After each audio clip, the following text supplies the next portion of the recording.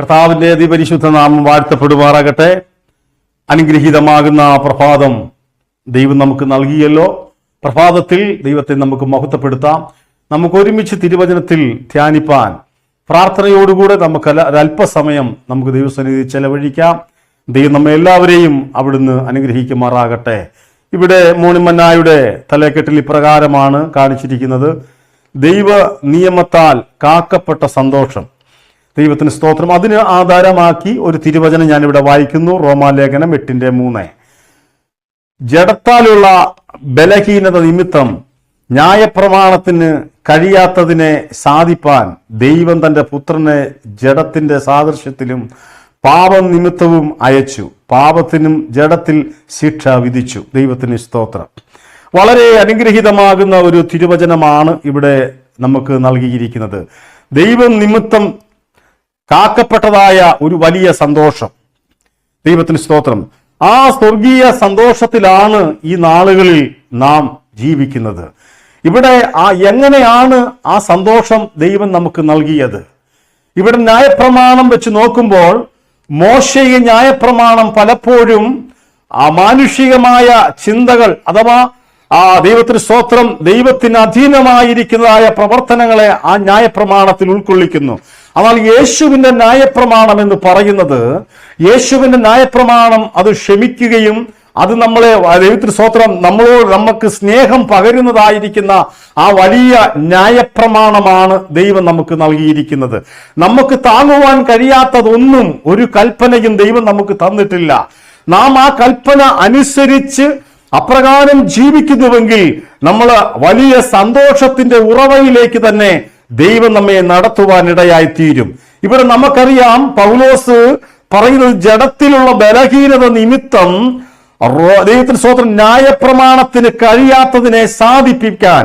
ദൈവത്തിന് സ്തോത്രം. പലപ്പോഴും ജഡത്തിൽ പൗലോസ് ബലഹീനമായിട്ടുണ്ടെങ്കിലും ഉള്ളിലെ മനുഷ്യൻ പലപ്പോഴും ശക്തി പ്രാപിച്ചുകൊണ്ട് ദൈവിക സ്നേഹത്തെ ഉയർത്തിക്കാണിക്കുവാൻ, ദൈവത്തിന് സ്തോത്രം ഒരു ക്രൂശിന്റെ ധീര പോരാളിയായി തന്നെ കർത്താവിന് വേണ്ടി പ്രവർത്തിപ്പാൻ ദൈവത്തിന്റെ പരിശുദ്ധാത്മാവ് പൗലോസിന് പലപ്പോഴും സാധിപ്പിച്ചിട്ടുണ്ട്. എന്നാൽ ആദാമ്യ സന്തതിയുടെ വീഴ്ചയ്ക്ക് കാരണമായി തീർന്നതായ സാത്താനെ തകർത്ത് കളയുവാൻ ദൈവത്തിന് സ്തോത്രം ഭൂമിയിലേക്ക് തന്റെ പുത്രനെ അയക്കുവാനിടയായി തീർന്നു.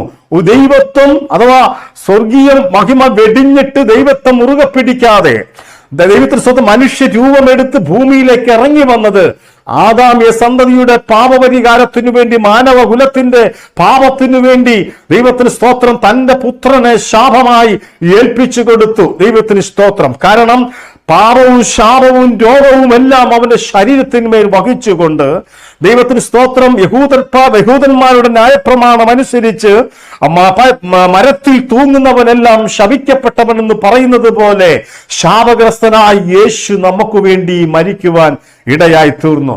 എന്റെ പ്രിയ ദൈവമക്കളെ, ദൈവത്തിന് സ്തോത്രം.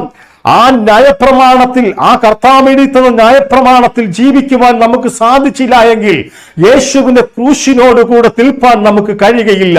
അവൻ അനുഭവിച്ച കഷ്ടപ്പാടും പങ്കപ്പാടുകളും ഒക്കെ നമുക്ക് വേണ്ടി, നമ്മൾ ചെയ്ത പാപത്തിനു വേണ്ടി, നമ്മുടെ ശാരീരിക ബലഹീനതയ്ക്ക് വേണ്ടി യേശു കാൽവറിയിൽ മരിക്കുവാനിടയായി തീർന്നു.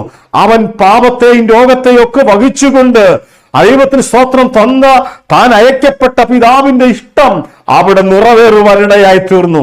അങ്ങനെയെങ്കിൽ പ്രിയ ദൈവമക്കളെ, നമുക്ക് വേണ്ടി മരിച്ചതായ എന്റെ കർത്താവിന്റെ ഇഷ്ടം നിറവേറുവാൻ നാം എന്താണ് ഈ നാളുകളിൽ ചെയ്യേണ്ടെന്ന് ഈ നാളുകളിൽ വളരെയധികം ചിന്തിക്കേണ്ടത് ആവശ്യമാണ്. ദൈവത്തിന് സ്തോത്രം. എബ്രായ ലേഖനക്കാരൻ പറയുന്നു, നമ്മുടെ യേശു ക്രിസ്തുവിനെ പറ്റി എബ്രായ ലേഖനക്കാരൻ പറയുന്നത് ഇവൻ എത്ര മഹാൻ എന്നാണ്. ദൈവത്തിന് സ്തോത്രം. അനേക മഹാന്മാർ മൺമറഞ്ഞു പോയ സ്ഥാനങ്ങളിൽ ദൈവത്തിന് സ്തോത്രം ഇന്നും അനേക മഹാന്മാർ ഉറങ്ങിക്കിടക്കുന്ന കല്ലറകളൊക്കെ നമുക്ക് കാണുവാനിടയായി തീരും. എന്നാൽ ദൈവത്തിന് സ്തോത്രം നമ്മുടെ മഹാൻ യേശു ക്രിസ്തു, ദൈവത്തിന് സ്തോത്രം, ഇവൻ ചരിത്രത്തിൽ ഏറ്റവും വലിയ മഹാനാണ്. അവന്റെ മഹാൻ എന്ന് പറയുവാനുള്ള കാര്യം, അവന്റെ ജനനത്തിൽ അവനൊരു മഹാനായിരുന്നു, അവന്റെ പ്രവൃത്തിയിൽ ഒരു മഹാനായിരുന്നു, അവൻ്റെതായിരിക്കുന്ന മരണത്തിൽ അവനൊരു മഹാനായിരുന്നു, അവന്റെ ഉയർപ്പിൽ മഹാനായിരുന്നു. ദൈവത്തിന് സ്തോത്രം. മരിച്ചു 3-ാം നാൾ ഉയർത്തെഴുന്നേറ്റ ആ വലിയ മഹാൻ, ദൈവത്തിന് സ്തോത്രം, യേശുക്രിസ്തു അല്ലാതെ ഈ ലോകത്തിൽ വേറെ ആരുമല്ല.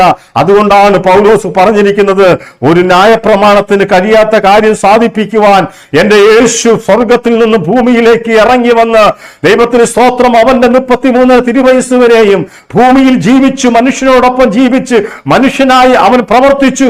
ദൈവത്തിന് സ്തോത്രം. പലപ്പോഴും പലരും പറയുന്നു, ഇവൻ ദൈവത്തിന്റെ പുത്രനാണ്, ഇവൻ ആ അത്ഭുത മന്ത്രിയാണ് എന്നൊക്കെയും പറയുമ്പോഴൊക്കെയും ദൈവത്തിന് സ്തോത്രം, അവന്റെ പിതാവിന്റെ ഇഷ്ടം നിറവേറി മടങ്ങിപ്പോകുവാൻ അവന്റെ സമയമായപ്പോഴും ദൈവത്തിന് സ്തോത്രം, അവന്റെ സ്വന്തം ജനം പോലും അവനെ തള്ളിപ്പറയുമ്പോൾ, ബലഹീനരായ മനുഷ്യൻ അവനെ തള്ളിപ്പറയുമ്പോൾ, അവർ ചെയ്യുന്നത് എന്തെന്നറിയായാൽ ഇവരോട് ക്ഷമിക്കണമേ എന്ന് പിതാവിനോട് ദൈവത്തിന് സ്തോത്രം പ്രാർത്ഥിക്കുന്നതായ ഒരു അനുഭവമാണ് ഇവിടെ കാണുവാൻ കഴിയുന്നത്.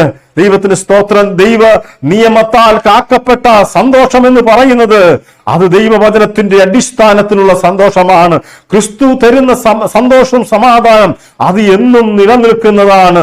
ദൈവത്തിന് സ്തോത്രം. എന്നാൽ ലോകം തരുന്ന സമാധാനം അത് സാഹചര്യങ്ങൾക്കനുസരിച്ച് മാറിപ്പോകുന്നതാണ്. ആയതുകൊണ്ട് പ്രിയ ദൈവമക്കളെ, ദൈവത്തിന് സ്തോത്രം, ഒരിക്കലും ദൈവത്തിന് സ്തോത്രം ന്യായപ്രമാണത്തിൽ കൂടെ സാധിച്ചെടുക്കുവാൻ കഴിയാത്ത പല കാര്യങ്ങളും എന്നെ യേശു നേരിൽ വന്ന് അത് സാധിച്ചെടുക്കുകയും അവന്റെ ദൈവത്തിന് സ്തോത്രം ന്യായപ്രമാണങ്ങളും അവന്റെ കൽപ്പനകളും ഒക്കെ അവന്റെ കൈകളാൽ എഴുതി നമുക്ക് ആചരിപ്പാനും അത് ചിന്തിപ്പാനും പഠിക്കുവാനും ഒക്കെ ദൈവം നമുക്ക് തന്നിരിക്കുകയാണ്. ഇസ്രായേൽ മക്കളുടെ ജീവിതത്തിൽ പലരും ന്യായപ്രമാണ കൽപ്പനകൾ അനുസരിക്കാതെ മരുഭൂമിയിൽ പട്ടുപോയ സ്ഥാനങ്ങളിൽ ദൈവത്തിന് സ്തോത്രം, യേശു അവസാനം പറയുന്നു, ഈ ന്യായപ്രമാണങ്ങളെ അവരുടെ ഉള്ളിൽ ഞാൻ ആക്കും. ദൈവത്തിന് സ്തോത്രം. ദൈവമക്കളെ, നമ്മൾ ഒരിക്കലും ദൈവത്തിന് സ്തോത്രം നശിച്ചു പോകുവാനോ സാത്താൻ അധീനതയാകുവാനോ കർത്താവായ യേശുക്രിസ്തു ആഗ്രഹിക്കുന്നില്ല. എപ്പോഴും നാം സന്തോഷത്തിലും സമാധാനത്തിലും, പൗലോസ് പറയുന്നത് പോലെ, ക്രിസ്തുവിൽ നിങ്ങൾ എപ്പോഴും സന്തോഷിപ്പീൻ. നിങ്ങളുടെ ആവശ്യങ്ങളും ആവശ്യഭാരങ്ങളൊക്കെയും നിങ്ങൾ സ്തോത്രത്തോടെ കർത്താവിന്റെ സന്നിധിയിൽ അറിയിപ്പീൻ. നിങ്ങൾ ഇടവിടാതെ പ്രാർത്ഥിപ്പീൻ.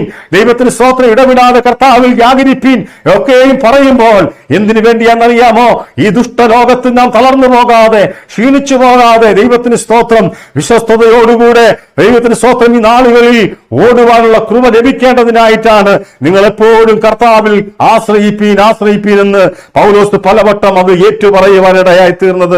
ആയതുകൊണ്ട് ഈ നാളുകളിൽ നമ്മെ തന്നെ ദൈവസന്നിധിയിൽ ഒന്ന് സമർപ്പിക്കുക.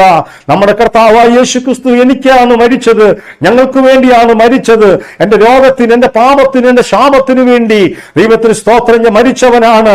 ആയതിനാൽ ദൈവത്തിന് സ്തോത്രം, ആ കർത്താവായ യേശുക്രിസ്തുവിൽ മാത്രം ആശ്രയം വെച്ചുകൊണ്ട് ഈ നാളുകളിൽ നീ മുൻപോട്ട് നീങ്ങുന്നുവെങ്കിൽ സ്വർഗത്തിലെ ദൈവം ജീവപര്യന്തം വരെയും നിന്നെ നടത്തുവാൻ അവൻ ശക്തനാണ്. ദൈവത്തിന് സ്തോത്രമായതിനാൽ ഈ നാളുകളിൽ ദൈവസന്നിധിയിലേക്ക് നമ്മളെ ഏൽപ്പിച്ചു കൊടുക്കാം. അവൻ വലിയവനും അവൻ സുസ്ഥനും അവൻ ആദ്യനും അന്ത്യനുമാണ് കർത്താവ്. ആ കർത്താവിൽ ദൈവത്തിന് സ്തോത്രം ആശ്രയിച്ചുകൊണ്ട് നമ്മുടെ ഭാരങ്ങളെയെല്ലാം അവന്റെ മേൽ ഇറക്കി വെച്ചുകൊണ്ട് ഈ നാളുകളിൽ ദൈവത്തിന് സ്തോത്രം മുൻപോട്ട് നീങ്ങുന്നുവെങ്കിൽ ദൈവം നമ്മെ ഈ നാളുകളിൽ ബലപ്പെടുത്തുവാനിടയായി തീരും. അതുകൊണ്ട് കർത്താവിന്റെ അപ്പാദാന്തിയിലേക്ക് നമ്മളെ തന്നെ സമർപ്പിക്കാം. ഈ പ്രഭാതത്തിൽ നമുക്ക് ഉണരുവാൻ ദൈവം കൃപ തന്നല്ലോ. ഈ പ്രഭാതത്തിൽ എഴുന്നേറ്റ് ദൈവത്തെ മഹത്വപ്പെടുത്തുവാൻ, ദൈവത്തിന്റെ മാറ്റമില്ലാത്ത വചനങ്ങളെ ശ്രവിക്കുവാൻ, അപ്രകാരം ജീവിപ്പാൻ ഇന്ന് പ്രഭാതത്തിൽ ഒരു നല്ല തീരുമാനം എടുത്തുകൊണ്ട് മുന്നോട്ട് പോകുന്നുവെങ്കിൽ ആ ക്രിസ്തുവിലുള്ള സന്തോഷം നമ്മുടെ ജീവിതത്തിൽ എന്നേക്കും നിലനിൽക്കുവാനിടയായി തീരും. നമ്മെ തന്നെ സമർപ്പിക്കാം. ഒരു വാക്ക് നമുക്ക് നമ്മുടെ കണ്ണുകളെ അടച്ച് ദൈവസന്നിധിയിൽ നമുക്ക് പ്രാർത്ഥിക്കാം.